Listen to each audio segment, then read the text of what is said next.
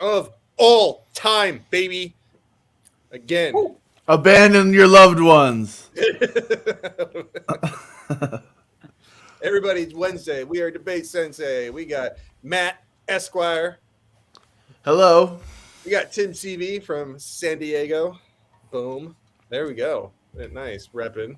I am Jared Kubik Miller. I'm your coach, your professor. We're talking about Ukraine this week. And you best believe we've been running a lot of this stuff through the Chat GPT. I'm going to call it an engine. That's what like chess players like using. So it is. This topic came from round 5 of the most recent Concordia tournament, the Jannese Davidson Memorial Tournament. So love using the real world parley topics that some folks debated this past weekend.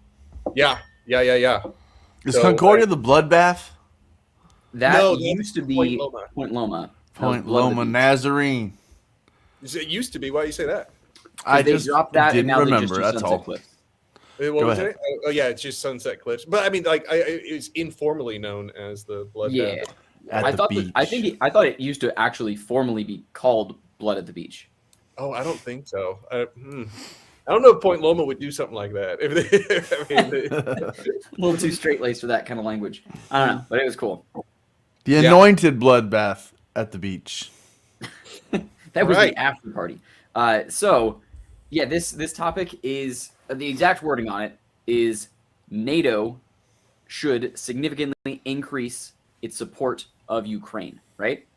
Yeah, absolutely. And so, I mean, this is a good old international politics policy debate. You know what I mean? It's like this is kind of the most sort of traditional debate that I actually participated in. Mm-hmm. So, you know, it really lends well to classic, what we call classic, sort of like stock issues approaches. Straight up debate. Yeah, you know, I mean, plan text, funding. Well, you didn't know that Ukraine was racist and sexist, did you? Well, now. I think we all. Where are you going to be putting all your support at? So, in other things. We got some of that stuff here too. Yeah, we're going to be talking about all that stuff. So we're going to, I think, you know, a lot of it is going to be like, all right, let's talk about some traditional policy issues, but we definitely have some critical issues that we're going to be bringing up later as well.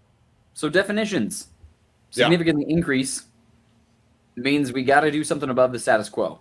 Because I think that would be immediately an area that I would prep a T for is just on significance, right?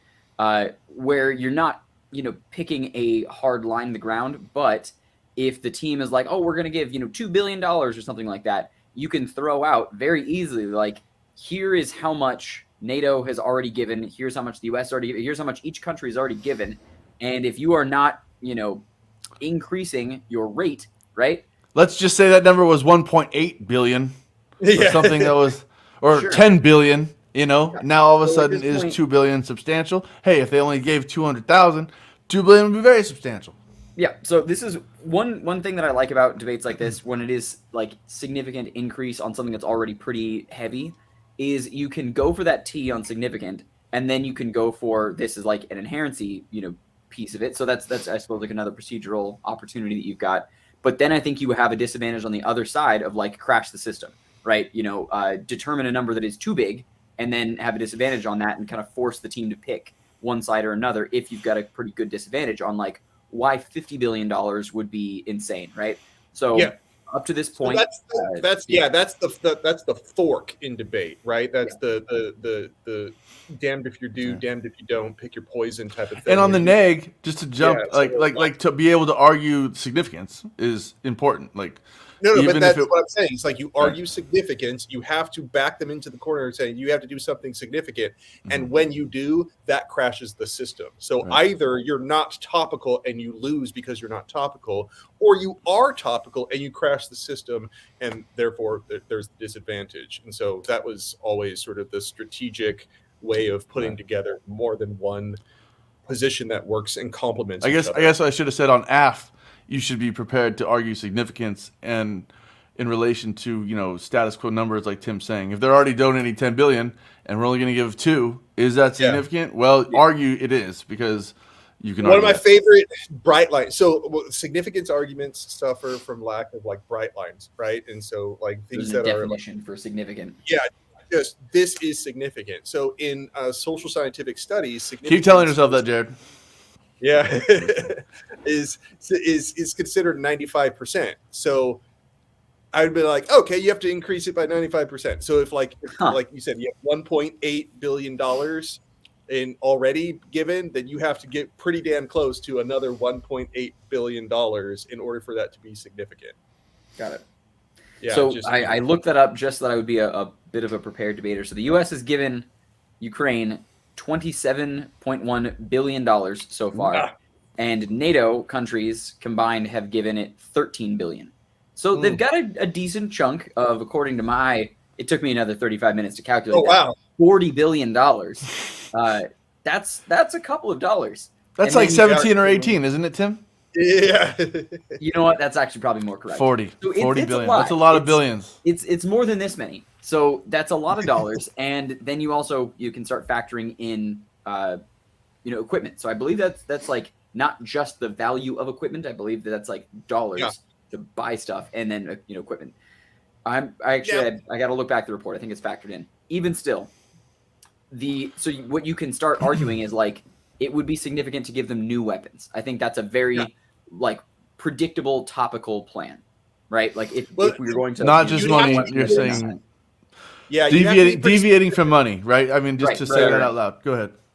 Yeah, I think that recently they just got tanks that were confirmed are coming their way. So if somebody says, yeah, we should give them 5 more tanks, it's they're already getting several more than that. You got to do something new. So this is one of those topics where people have to really be up on the news, because that was just days ago.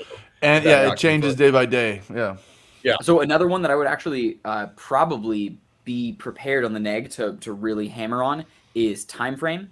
So something like normal means is what they're going to maybe go for, or even more regularly, it's just the affirmatives MO to say now, time frame is we're going to give them to them now. And then ask, what does that mean? I would have that as an immediate pocket, question of what do you mean now? When do they actually get it? Because all the impacts that they're going to be talking about are look, and then they're able to defend their borders, and tanks can do blah, blah, blah. And here's all these wonderful things. But also in some of those news articles, it is taking months, not weeks, for even the U.S. that's already approved it to get tanks to Ukraine. It's not just we can airlift them over there and done. It's taking months for Russians to get tanks to Ukraine. It's taking months for everyone to get over there.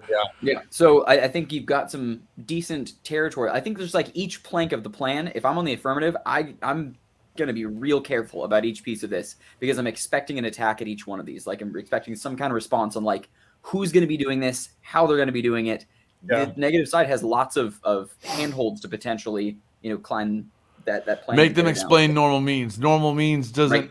There is no normal means in a unique war situation or something like that. I mean, those arguments are probably time frame debates also allow you to have time frame counter plans too. So delaying things or expediting things. Essentially taking their whole plan and just putting it on a different timetable. Yep. Yeah. Go ahead. And explain why the different timetable is so critical. You know what I mean? And I think that's legit in a topic like this, when things change day by day, Yeah. Right. And so I think one of those pieces, so I think the tanks and jets is a very popular potential. If you're going to roll with that plan, I think that lasers, the tank one is probably dangerous because that's already been approved, right? So like either you're going to like double the number of tanks or whatever, but it's Germany and the US that have given tanks, right? So unless you're going to say missiles, every NATO member country now gives them tanks or something, that might be significant. Right. I wouldn't even do the tanks. I think missiles are still something that they're asking. So what I did was I looked up what is Ukraine asking for. Yeah. And I'm like, hey, that would be considered significant. They're asking for it, we give it to them. And so long-range missiles are one of them, and jets are another. And so both of those kind of can deal the same type of damage, because you can start talking about Russian drones at that point, which have been kind of hammering, long-range like targets and stuff like that. And so when you have missiles and jets, you could take out airfields inside Russian territory, and that would really help. And so I think that's a really good story. Lasers. Yeah, it's like you're explaining all right, here's the sort of technical details of war and what they need and why that's significant. And so that would fight back against just the numbers game too. So I think they're asking for AC. I don't know how to pronounce the acronym, but it's like more or less like attack missiles that can be launched from their existing vehicle mounts, and they have like 128-mile range. So that's a pretty long way, and what that does, it allows them to like. It's a pretty good size. Over, I've heard. So it allows them to reach over, lines of where Russia's already built in and kind of fortified themselves. So that's their argument. What I've seen is some pushes and some back and forth debate on whether or not to give range, missiles long enough range to hit Russia, thus becoming functionally offensive. So up to this point, there has been this bright line that NATO has not crossed, and that is defensive versus offensive. So they haven't enforced a no-fly zone, right? Or they haven't given any weapons there that can really be used for Russia or Ukraine pushing over Russian borders. It's just been here's to defend your own territory.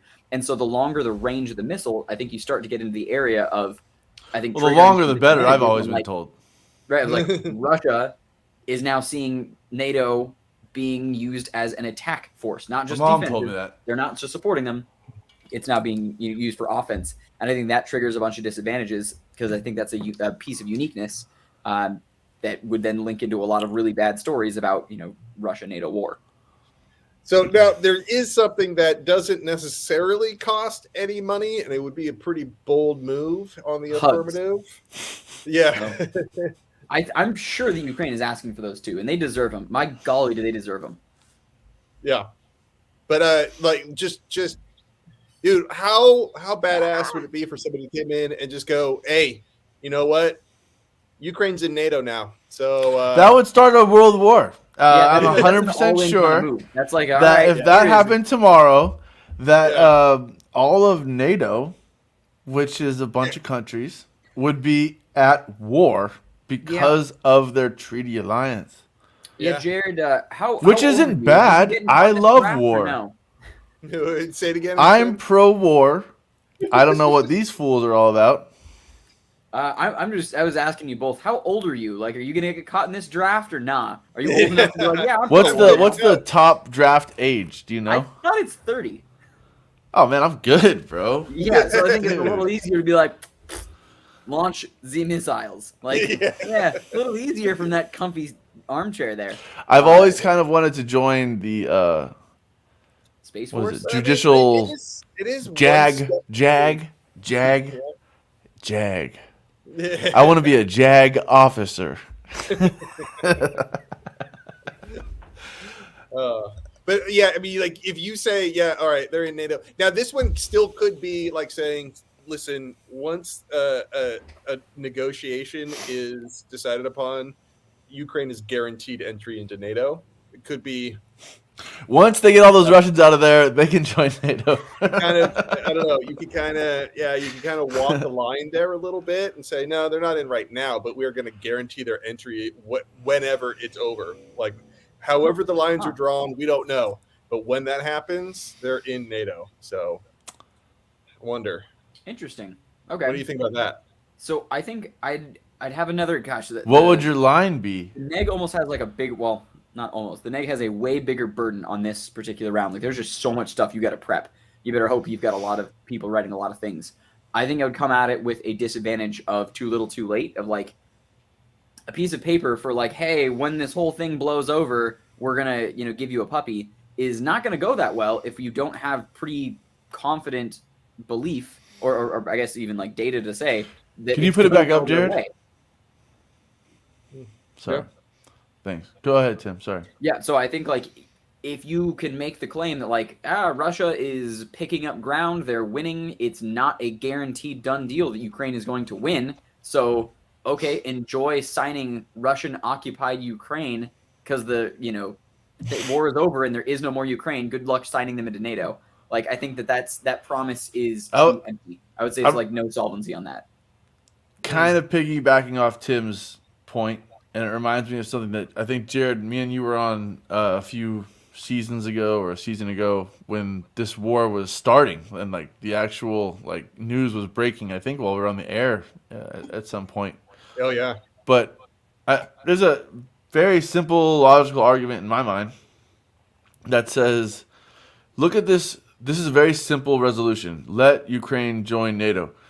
So it seems like this would be good for Ukraine, right? Like that's kind of the point in this. In my mind, you could define this as being, hey, this is good for Ukraine.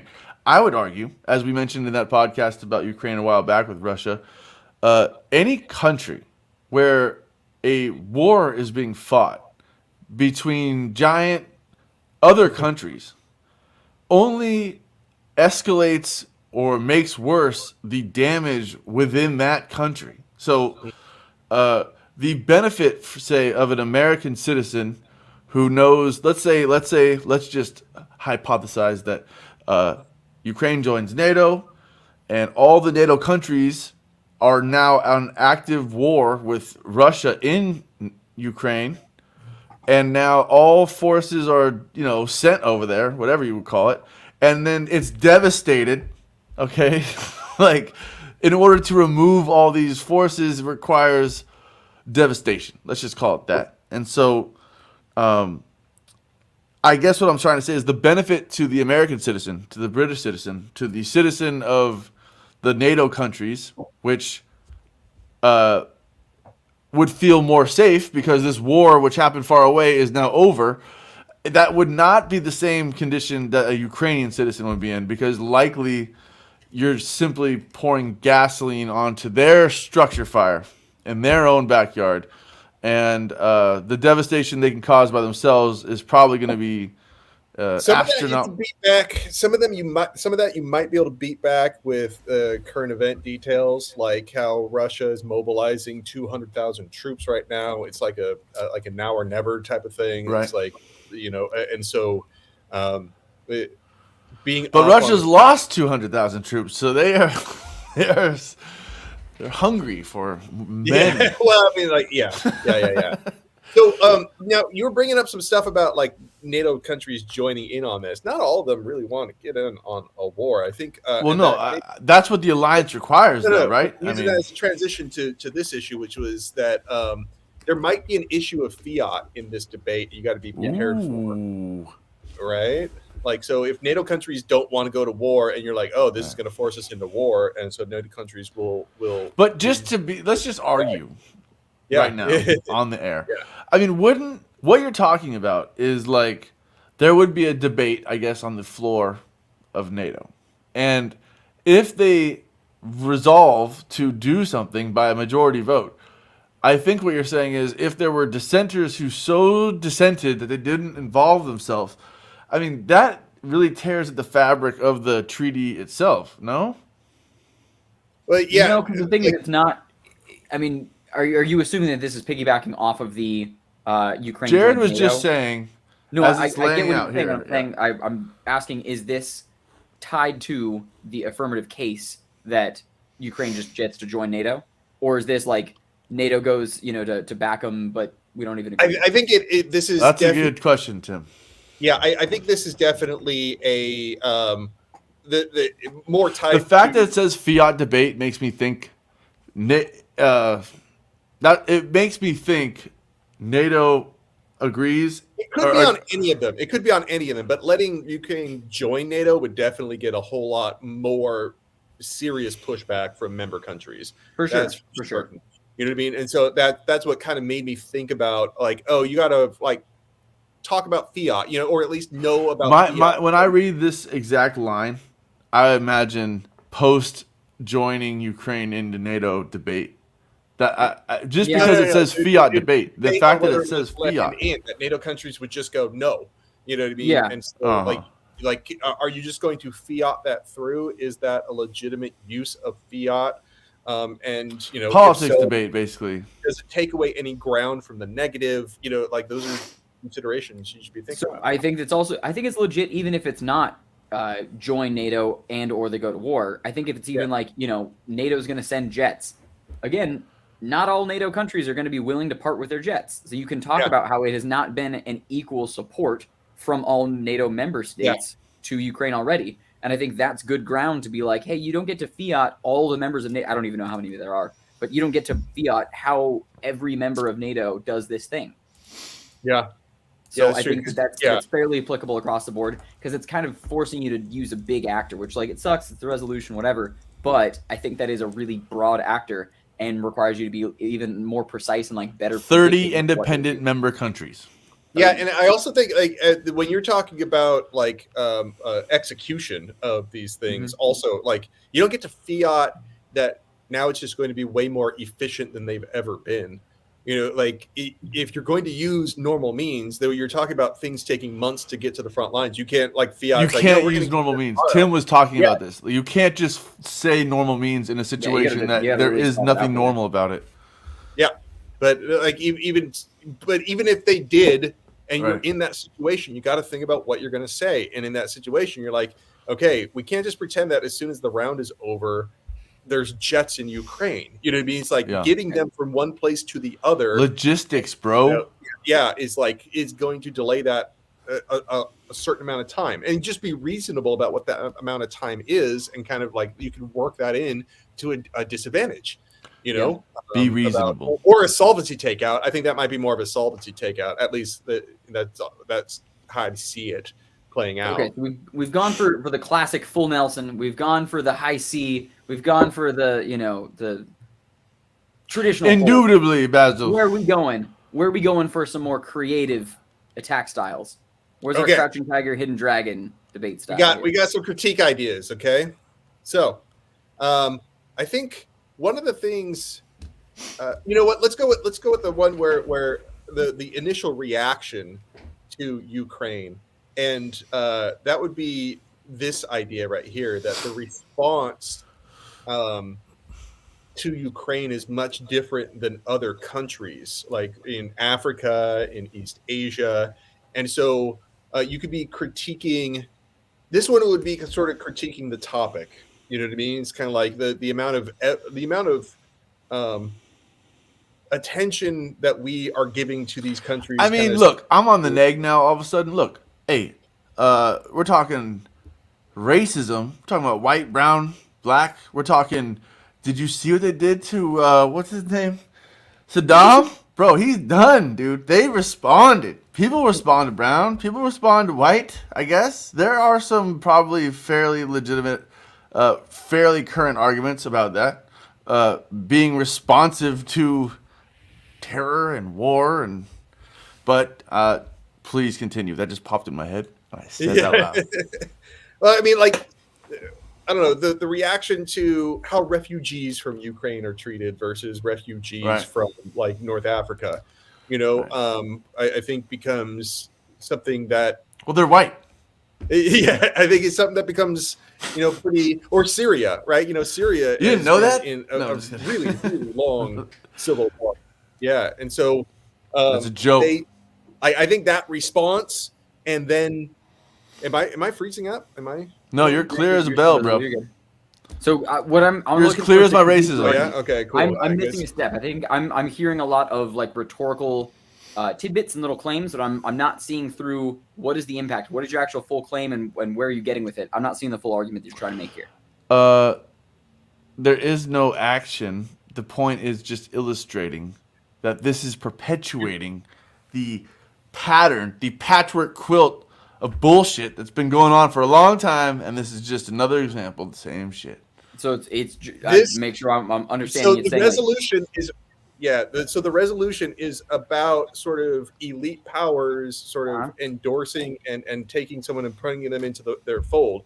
And so in debate, we're kind of doing the same thing where we just, you know what, like we give all this attention to Ukraine, and there is not as many resolutions, discussions about other other areas at the same level, right? And there's tragedies going on all over the world. Why do we care about this one? So it would be a critique of the topic itself. You know what I mean? What I like about those type of critiques is that it doesn't always have to be a policy debate. It's like you can say this is a good topic, and I can say this is a bad topic, and we're still at odds, and we still have, you know, like a voting mechanism and stuff like that. Yeah, and debates like that, especially when one person's trying to hit it really straight up and the other person's going very much like a critique. Weighing importance is so important on both sides, just to make sure that that's understood, because it very much can feel like, I mean, if you really did have like 10 out of 10 debaters that are really, really good, it can feel like just two ships crossing. And so you're kind of basing your judge off of performance, or maybe, I don't know, who knows what. But if you're able to articulate somehow, or, you know, come up with ways to weave whatever they're saying into how that is relevant to importance, and how you can show more magnitude or something like that. I mean, try to engage, I guess what I'm trying to say. Even if in a debate like this, if one party is going, you know, more critique and one's going very straight on, try to do the work to, you know, bring them together and somehow weighing importance or something like that. That one's way more pre-fiat. This one, this other one is kind of post-fiat. Neocolonialism. I'm like, yeah, you could probably NATO's increased support for Ukraine could be seen as neocolonial. It's because we're trying to exploit the Ukrainians. That's what they have lots of wheat and oil over there. Right? Yeah. Okay. I mean, they do have a lot of grain. Like Saddam. Yeah. So I guess, like just securing energy pipelines. Volodymyr, he's just like Saddam. He got a lot of oil. Okay, we got to go take him down. Energy supply lines and like sort of grain supplies, but just sort of encroaching more and more eastward. You know what I mean? It's kind of like taking up larger swaths of land and spreading out, and so that's really what you're talking. I mean, that goes both ways. Russia uses Ukraine as the buffer. I mean, that's a buffer, from what I understand. That there's some vulnerable territory between Russia and Ukraine. It's like perfect tank. You can just drive across the plains, dirt over there in Ukraine. So the strategic significance of Ukraine is this buffer zone in a vulnerable area of the underbelly of Russia. So that's the pretext to everything that we're saying. But I mean, I guess I'm jumping way off base with neocolonialism. Yeah. But I mean, it's just like basically how like we use tragedy as an opportunity to expand borders, and you know, to be and use like a military industrial complex in order to, you know, like take power over more and more geographical areas, stuff like that. The neg argument would be you can't colonize the colonizers. I don't know. Well, I'm not a history buff, but I don't know if Ukraine has colonized. Maybe. I don't think so. No. So go read some history, bro. So yeah, the way that like, all right, just to differentiate one important piece there, so like neo-colonial from traditional colonialism, like neo-colonial tends to be more with like corporations and the power of resources rather than just like taking this land and exploiting nations. People. So it's like when, you know, Coca-Cola goes and sets up a factory, like, well, look at all the support we're doing to like culture in Haiti, and now we're going to take all of Haiti's water rights because Coca-Cola has been here long enough. Like that stuff's really awful, and I think that's what I've been. That's how I understand like the definition of neocolonialism. I would understand in this way. It's like each NATO member is going to try and take a piece of, you know, exploit Ukraine for its resources when it's over, and like expect some kind of kickback or something. Yeah, I would want to see that one flushed out. Yeah. I think it is the beginnings of one, but you know what? This topic always lends to the tried and true mega impact, the impact of all impacts. Boom. Like, it's kind of hard. Hey, Jared, can I ask you a question? Who has the most nuclear bombs?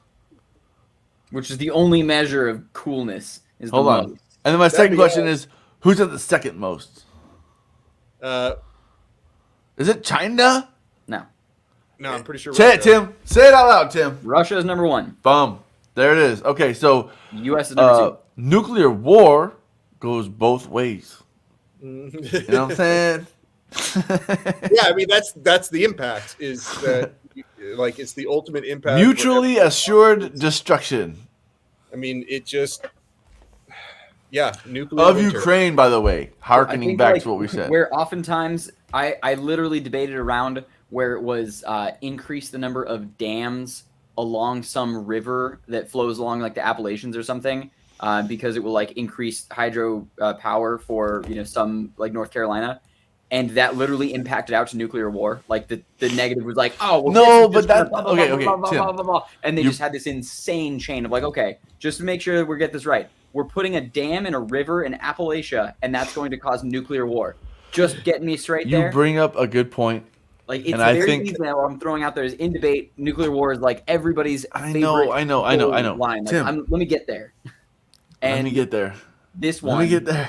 And this one. One more second. I don't think you need quite as gnarly of links. Like I think you have some much more feasible, plausible links, given that Putin has actually used that word, right?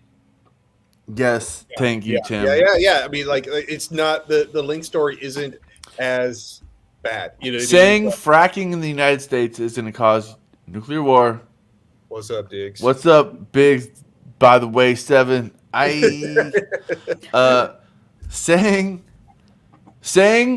fracking in the United States is going to cause nuclear war.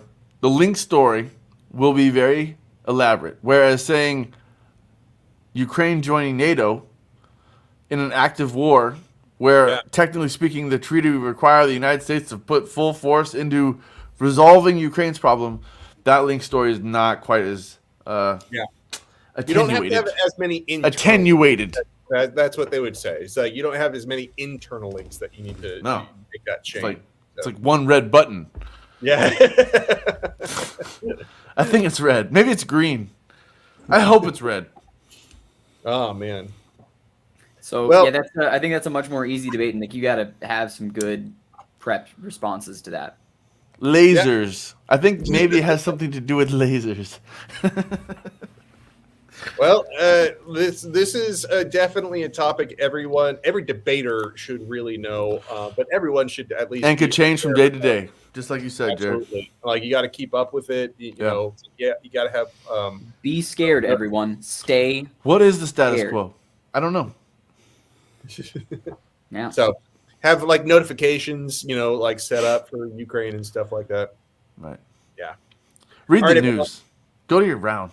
That's our time. We'll come back next week. We'll have more for you. All right. We are Matt, Tim, and Jared. We'll see you later. Take care.